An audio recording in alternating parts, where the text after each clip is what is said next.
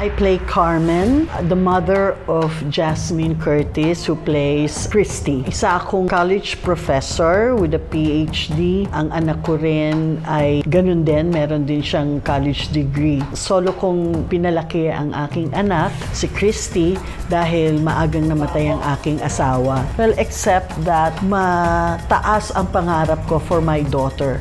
Kaya in the beginning, hindi ko gusto yun naging asawa niya, si Jordan.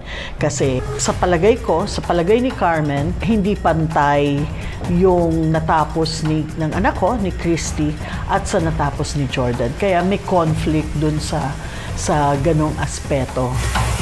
So, ako po ay si Tori and ako po ay isang anak ni Ate Jasmine Curtis at Kuya Raver Cruz. At ang tunay ko po talagang pangalan ay Shobe Baker. So, hirap siyang i-spell. Si Tori ay matalino, mabait, at ang gusto niya lang lagi ay nasa tabi niya mga Mommy Christy, Mommy Shy, and Daddy Raver niya.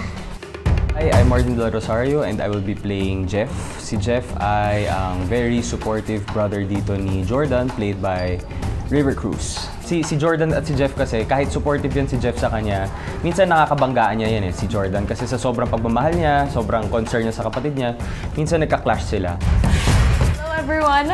My name is Crystal Paras and I will be playing Nanette for Asawa ng Asawa Ko. I am Christy's best friend, Jasmine's best friend here in the series, and also her cousin. So basically, she's the sister I never had.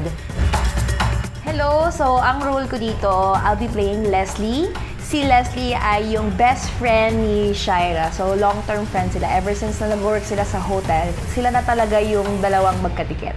Aming minamahal ng mga kapuso, please abangan niyo po ang Asawa ng Asawa Ko. Sa January 15 na po yan. Papanood niyo po kung paano maglalaban-laban ang mga mag-asawa dito para sa kanilang pag-ibig.